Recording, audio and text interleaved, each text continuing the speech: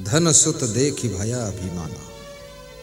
मनुष्य के पास में यदि ज्ञान नहीं है तो जब धन बढ़ने लगता है तो धन बढ़ने के साथ साथ अभिमान भी बढ़ने लगता है, ऐंठ आने लग जाती है, सीधे मुंह फिर बात नहीं करता है। और दुनिया के लोग भी बड़े विचित्र हैं, जब धन बढ़ने लगता है तुम्हारे पास ना तो तुम्हारे मित्र भी बढ़ने लगते हैं, और धन घटने लगता है तो मित्र भी घटने लगते हैं। जब तक है मालो धन हाथ सब मिलाएंगे, और देखा हाथ खाली है तो कोई नजर ना आएंगे। ऐसा भी संसार स्वार्थी है।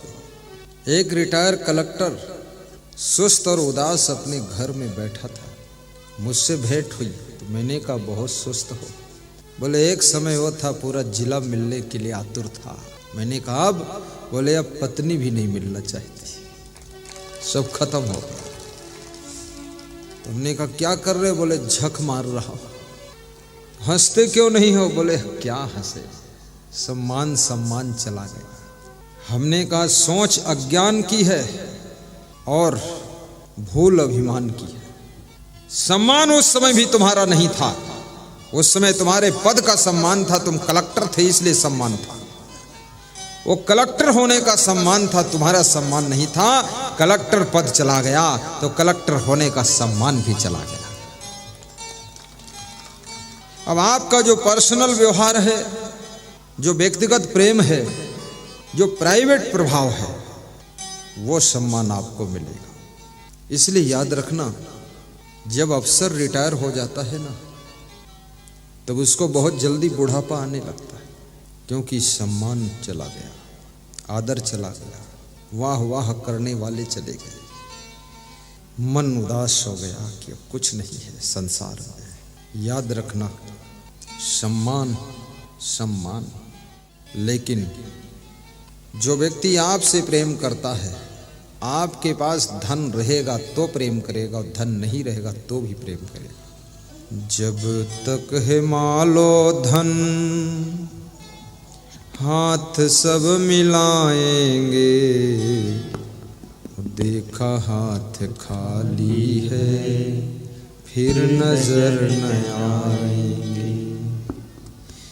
जब तक है मालो धन हाथ सब मिलाएंगे, देखा हाथ खाली है फिर नजर न आएंगे।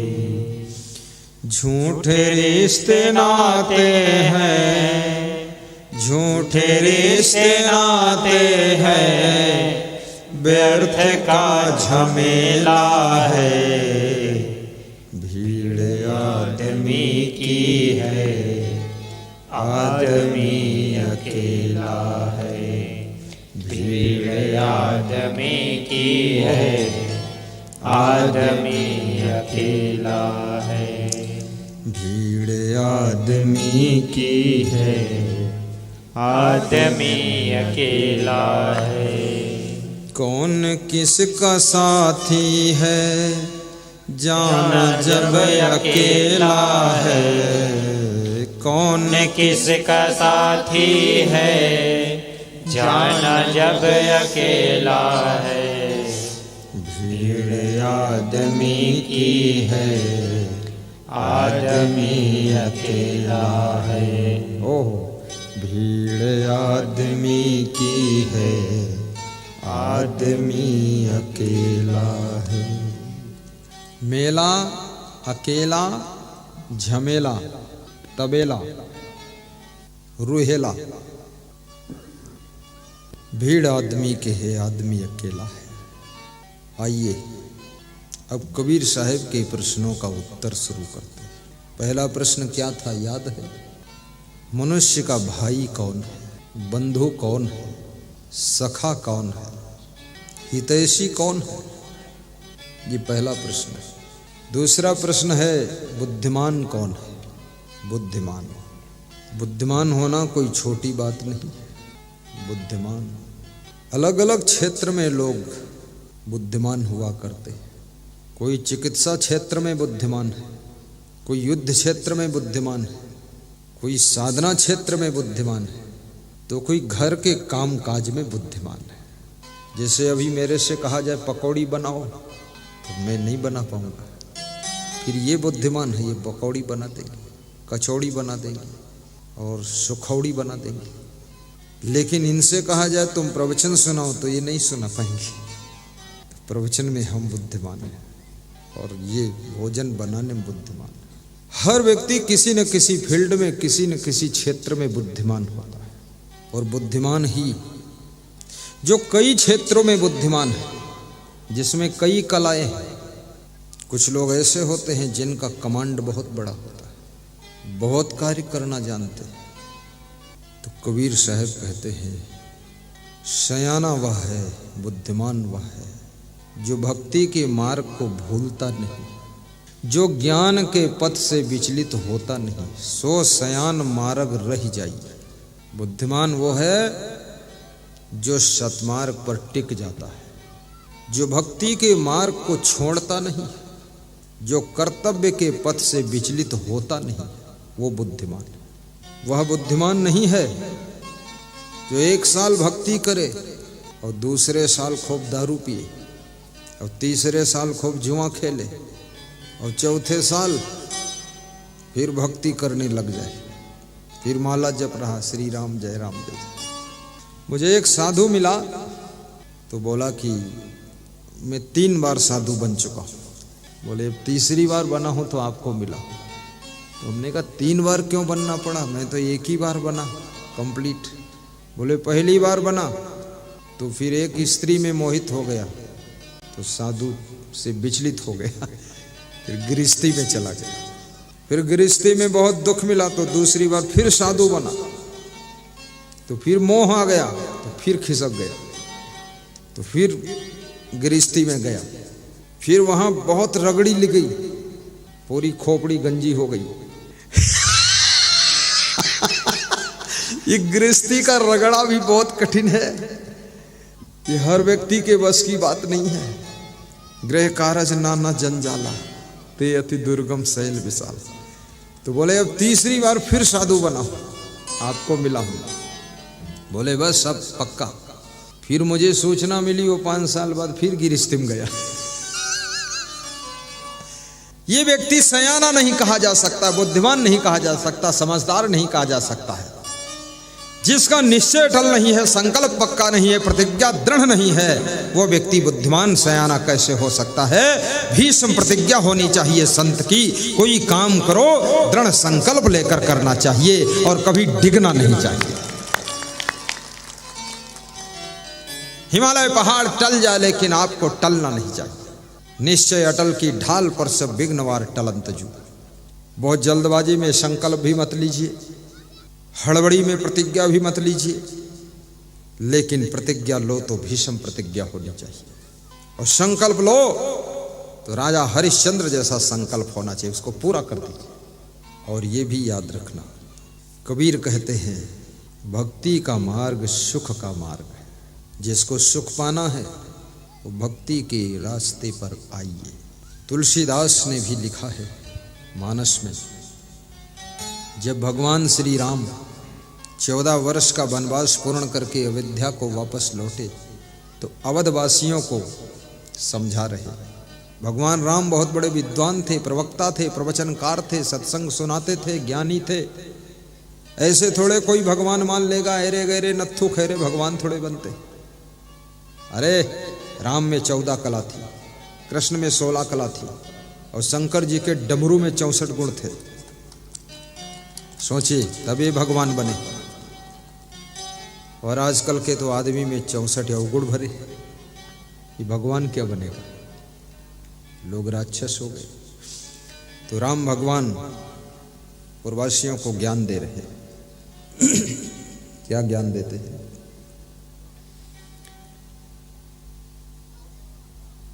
एक बार रघु नाथ बुलाए, गाइए। एक बार रघु नाथ बुलाए, सुर गुरुदो जयपुर बसिया। एक बार बुलाया देवगण, गुरुजन और पूर्वासी और ब्राह्मण सभी आ गए। जब प्रेम से कोई बुलाता है ना तो जाने का मन हो जाता है। राम जी ने प्रेम भरा निमंत्रण भेजा है, सभी आइए। जैसे हमारे श्री उमराव सिंह तंवर साहब ने प्रेम भरा निमंत्रण सबको दिया है, आइए। और कल मुझे अवगत हुआ है कि 3 फरवरी को महाभंडारा होगा यहाँ। 20,000 श्रोताओं के लिए, श्रद्धालुओं के लिए महाभंडारा का प्रबंध किया जाएगा। 20 से 30,000।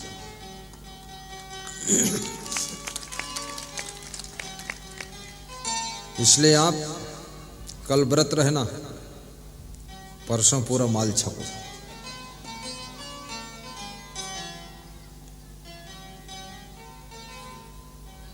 और भंडारा में जो प्रसाद मिलता है ना, महाप्रसाद होता है। अगर थोड़ा खाओ तो महाप्रसाद, और जितनी भूख है उतना खाओ तो प्रसाद, और भूख से भी ज्यादा खाओ तो फिर वो भोजन है, प्रसाद नहीं। फिर तो भोजन हो गया घर में जैसे खाते।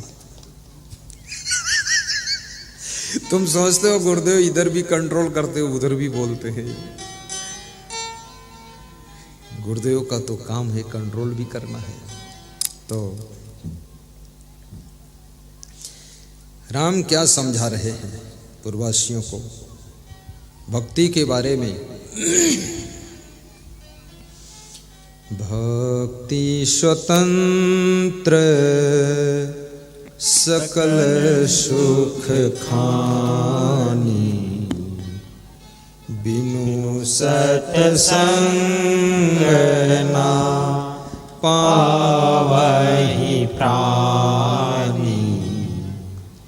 भक्ति स्वतंत्र सकल सुख खानी, बिनु सत्संग न पावहि प्राणी। भक्ति स्वतंत्र है। स्वतंत्र क्यों कहा?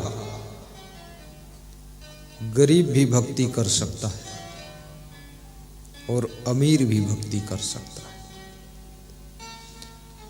शिक्षित और अशिक्षित सब भक्ति कर सकते हैं। कभी कभी हमसे नामदान बहुत लोग लेते हैं, पढ़े लिखे नहीं, तो महिलाएं पूछती हैं पढ़ी लिखी नहीं हो, इतना बड़ा मंत्र बताया है आपने तो याद नहीं रहेगा, क्या करूं? तो मैं उनको एक बड़ा छोटा सा मंत्र बता देता हूं। बोले हाँ ये याद रहेगा। तुम्हारा प्रेम ही मंत्र है, तुम्हारी श्रद्धा ही मंत्र है। गुरु के प्रति जो भाव है ना, ये महामंत्र है। शिवरी को कौन सा मंत्र मालूम था? कोई मालूम था? केवल सेवा का मंत्र मालूम था, प्रेम का मंत्र मालूम था। भगवान राम के लिए गलियों को बुहारती है शिवरी, झाड़ू लगाती है, मीठे मीठे बेर तोड़ कर लाती है। राम के लिए कुश की चटाई बिछाती है, यही भक्ति है। सेवा भक्ति की जान है। तन से, मन से, धन से जब तुम सेवा करते हो ना, यही मंत्र है गुरु।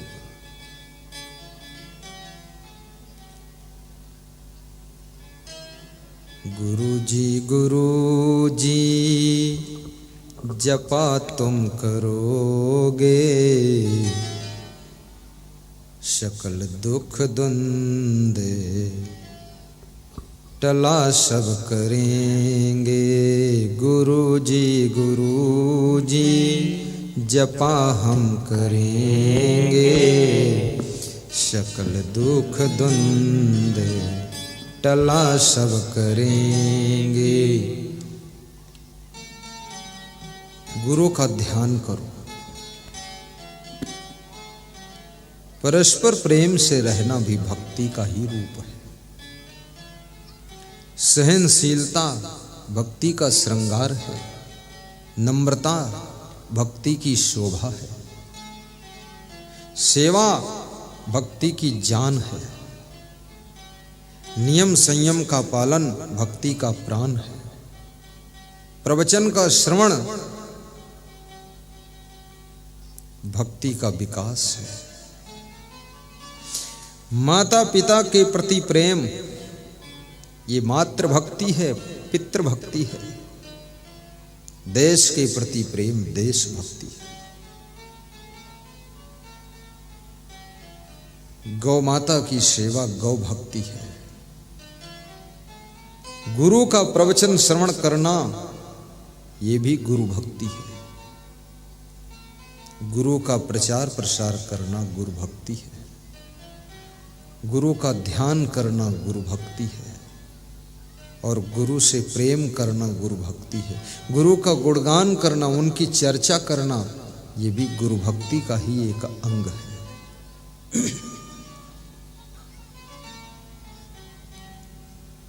घर को साफ सुथरा रखना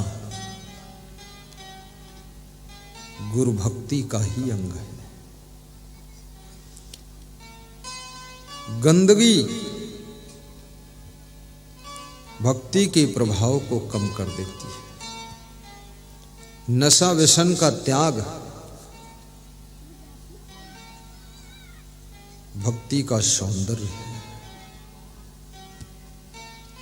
राम कहते हैं, हे पूर्ववासियों, भक्ति स्वतंत्र है, कर सकते हो। और ये भी बताया कि भक्ति सकल सुखों की खान है, इसमें बहुत सुख है।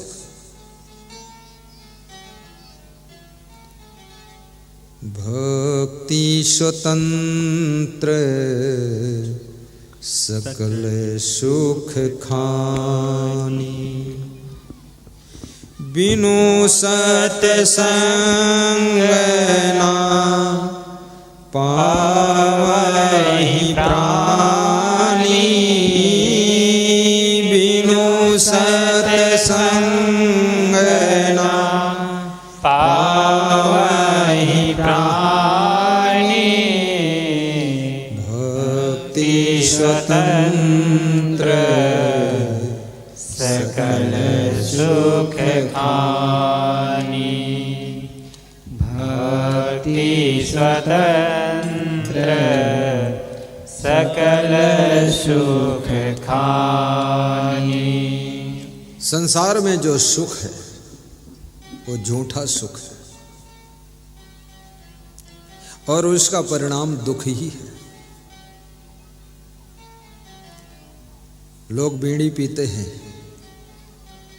थोड़ा नशा का सुख मिलता है, और बीड़ी पीते पीते फेफड़ा खराब हो जाते हैं, टीबी कैंसर हो जाता है, खांसी बलगम,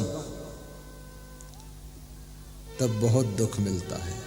अल्प सुख दुख आदिवंता। शराब पीते हैं लोग, इस क्षेत्र में भी शराब बहुत पीते हैं लोग। कल 2 शराबियों से रात में भेंट हुई, सीधे मोटरसाइकिल मेरी गाड़ी के आगे लगा दिया, खबरदार तुम कौन गुरु हो। मेरे ड्राइवर ने खट से रोका,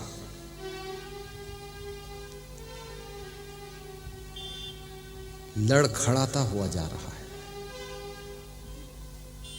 नशा जब उतरता है शराब का, तब शराबी दुख में डूब जाता है। देखता है पैसा भी गया, सम्मान भी गया, इज्जत भी गई, गरीबी आ गई है, दुर्दशा हो गई। लेकिन भक्ति जब तुम करते हो ना, दिन दूना रात चौगुना सुख मिलता है, सुख बढ़ता रहता है। ध्रुव ने भक्ति किया, नाम अमर हो गया।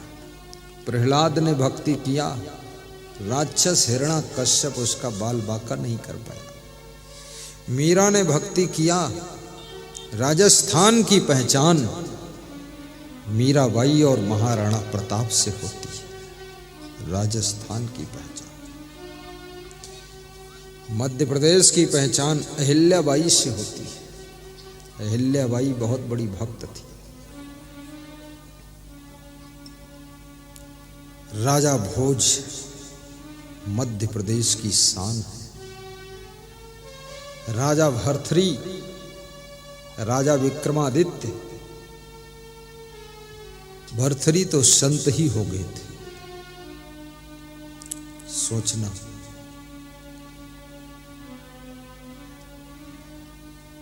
आपकी भक्ति आपको बहुत सुख देगी और भक्ति से ही मुक्ति का रास्ता निकलता है। शिव जी से पार्वती जी ने पूछा है कि मुक्ति कैसे मिलेगी, तो शिव जी कहते हैं, यतः परम कैवल्यम गुरु मार्गेण वै भवेत्, गुरु भक्त रति कार्य सर्वदा मोक्ष कांक्षी। जिनको कैवल्य पद चाहिए, जिनको मुक्ति चाहिए, उन्हें गुरु की भक्ति खूब करना चाहिए और सदैव करना चाहिए। गुरु भक्ति, भगवान राम ने भी गुरु भक्ति किया था। गुरु वशिष्ठ के चरणों में, गुरु विश्वामित्र के चरणों में मन की डोरी को बांधा था। और निष्काम भक्ति होना चाहिए। गुरु से भक्ति ही मांगो, बाकी तो सब चीजें अपने आप मिल जाएंगी। भक्ति मिल गई तो शक्ति भी मिलेगी, शांति भी मिलेगी, संपत्ति भी मिलेगी, मुक्ति भी मिलेगी और जिंदगी जीने की युक्ति भी मिलेगी। महिलाओं में दम है, वो ताली बजाती है। पुरुष तो ऐसे बैठा है, लगता है इसको मुक्ति मिल गई है, बस मुक्त होना ही है। अरे ऐसे जल्दी मुक्ति नहीं मिलेगी, थोड़ा सा। भक्ति स्वतंत्र सकल सुख खानी, बिनु सत्संग न पावहि प्राणी। बिना सत्संग के ये भक्ति नहीं मिलती है। इसलिए यहां पर सत्संग हो रहा है। मैं जानना चाहूंगा इसमें ऐसे कितने श्रोता हैं जिन्होंने टीवी में या मोबाइल की यूट्यूब में गुरु जी का प्रवचन सुना है। दोनों हाथ ऊपर उठाकर बताते हैं। वाह, 90% लोगों ने सुना है। और भक्ति एक चुंबक है, बड़े बड़े संत को खींच लेती है। जैसे आपकी भक्ति मुझ जैसे संत को नेपाल बॉर्डर से खींचा। जहां भारत की सीमा समाप्त हो जाती है वहां पर मेरे गुरु का आश्रम है। हम सब लोग वहां से आए। यहां पहुंचने में 2 दिन लग जाता है। 2 दिन खूब गाड़ी चलती है, लेकिन ऐसा नहीं लगता है कि कोई गैर जगह जा रहे हैं। ऐसा लग रहा है अपने महान भक्तों के बीच में जा रहे हैं। बड़ी प्रसन्नता होती है। जैसे आप बोलते हैं ना, ज्यों ज्यों पग आगे धरे कोटिन यज्ञ समान, तो ऐसे ही मेरी गाड़ी ज्यों ज्यों आगे बढ़े प्रसन्नता बढ़ती जाती है। ये अब राजगढ़ आने वाला है, अब ये जीरापुर आने वाला है। वो मकान चमक रहा है उमराव सिंह तंवर का, लाइट चमक रही, खुशी बढ़ती जाती है। संत मिलन को जाइए, तजी माया अभिमान। संत के दर्शन के लिए जाओ तो माया का अभिमान छोड़ कर जाओ। ज्यों ज्यों पग आगे धरे, कोटिन यज्ञ समान। फिर ज्यों ज्यों आपका कदम आगे बढ़ेगा, एक एक कदम, एक एक पग, एक एक करोड़ यज्ञ का फल देगा। लेकिन माया का अभिमान छोड़कर जाओगे तब, और अभिमान लेकर जाओगे कोई फल नहीं, सब निष्फल हो जाएगा। मैं उनसे कहूंगा जो लोग शांति व्यवस्था कर सकते हैं, बच्चों को कंट्रोल करें।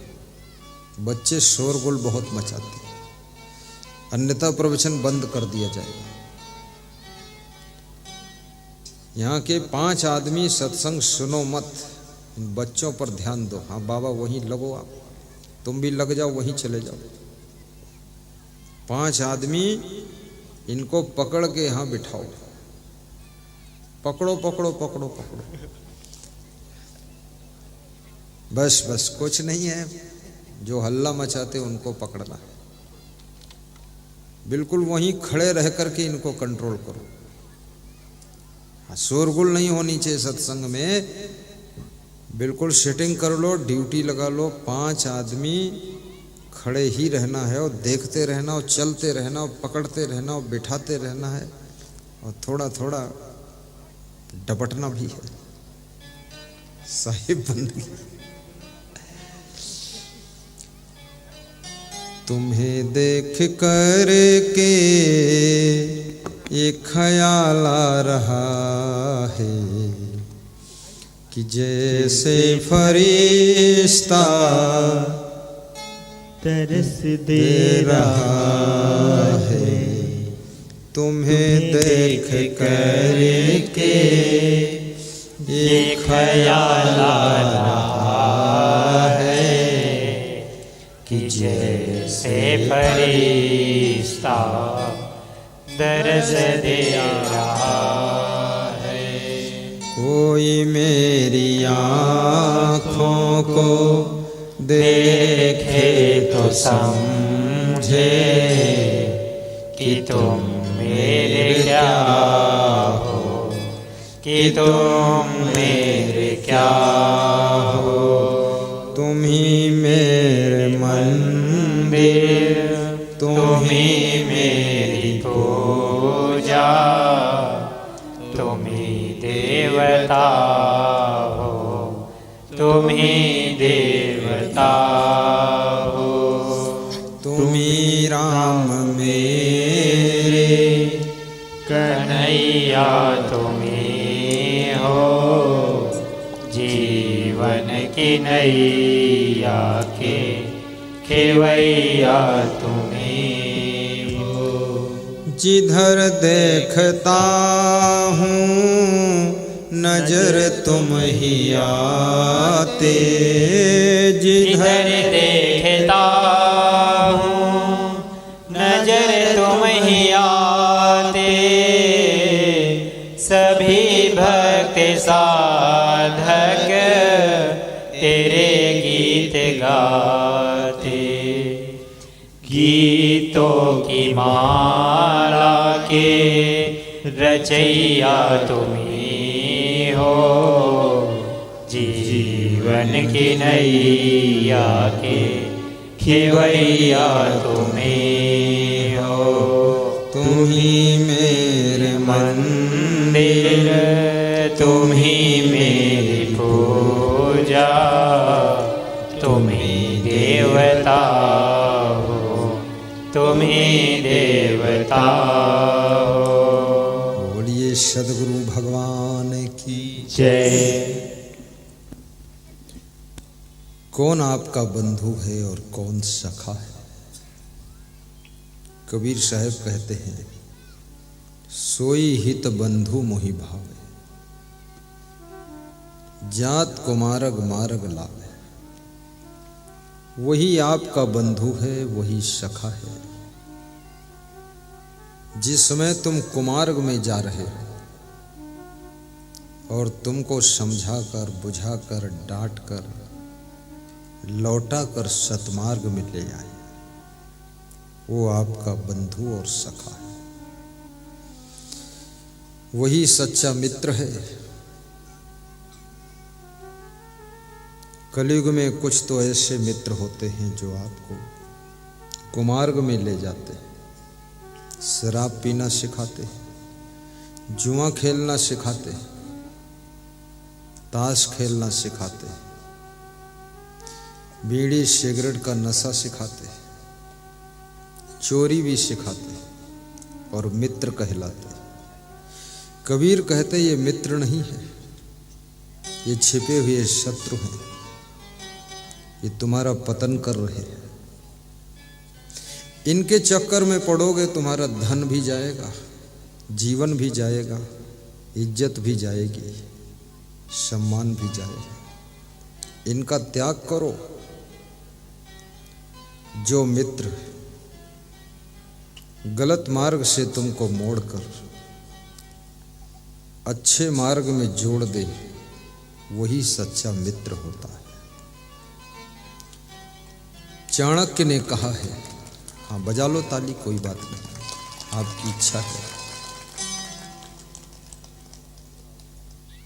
विद्या मित्रम प्रवासेषु भार्या मित्रम गृहेषु च व्याधि तस्य सधम मित्रम धर्मो मित्रम मृतस्य च। जिस समय तुम विदेश में होते हो, अपने घर से दूर होते हो, प्रभास सिंह,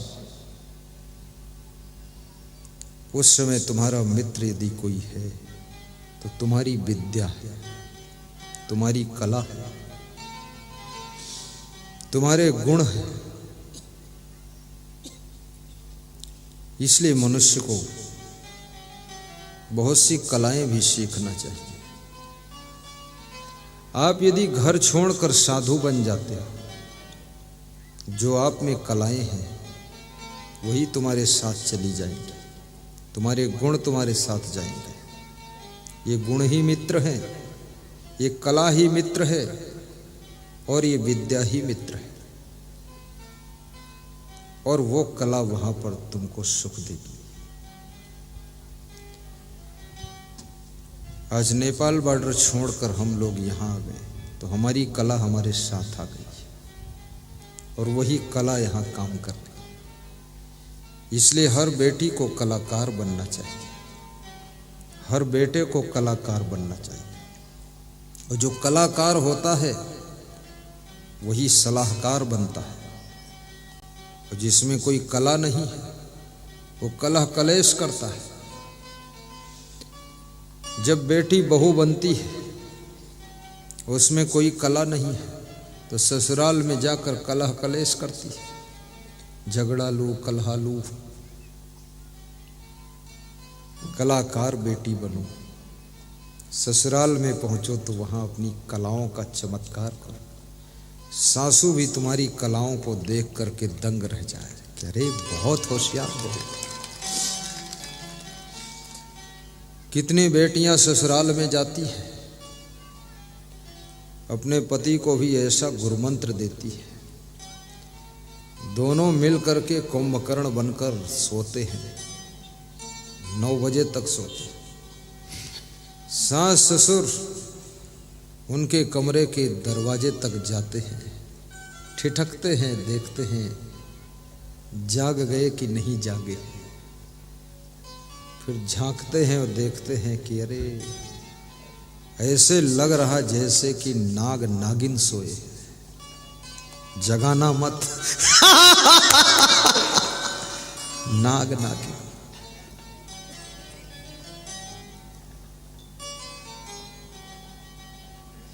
ये कौन सी कला है? पूरी ससुराल तबाह हो गई। ससुराल जाने से पहले बेटी को सिखाओ समय पर जागना, झाड़ू लगाना, बर्तन धोना, भोजन बनाना, कपड़े धोना, सामान सेटिंग करना। बेटी को ये भी सिखाओ गम खाना, सहनशीलता रखना, सासू से सीना जोरी न करना, समता रखना। बेटी को ये भी सिखाओ कि सबका सम्मान करना। बेटी, सबका सम्मान। जो सबका सम्मान करता है और अपने सम्मान की फिक्र ही नहीं करता है, उस व्यक्ति का सब लोग सम्मान करते हैं, सब लोग सम्मान करते हैं। सबका ख्याल करना, सबका ध्यान रखना।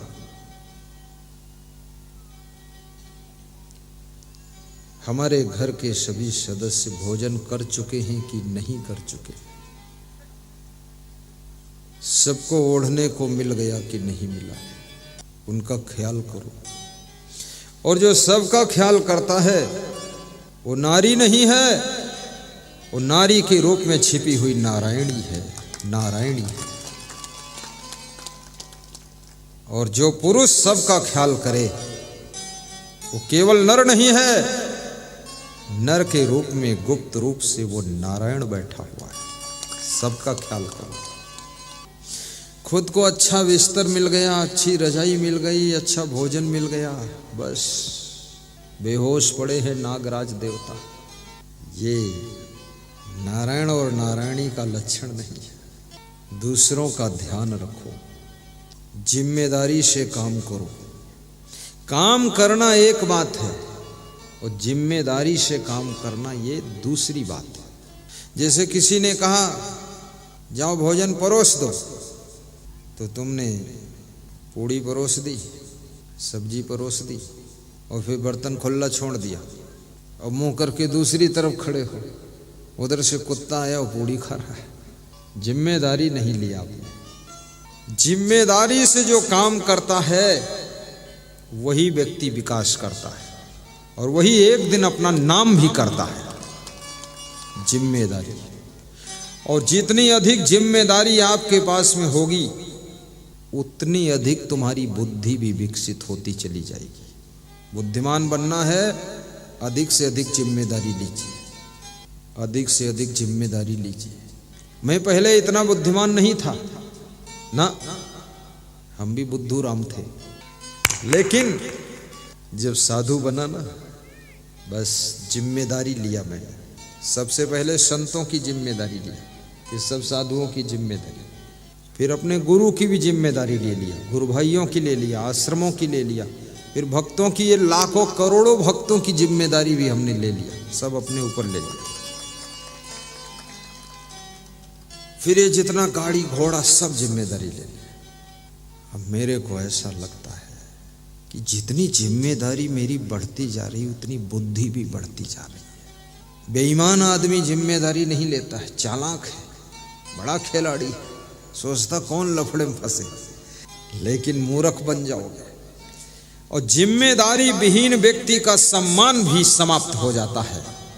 जो जिम्मेदारियां जितनी ज्यादा से ज्यादा लेता है उसका सम्मान भी उतना ही ज्यादा से ज्यादा बढ़ता चला जाता है।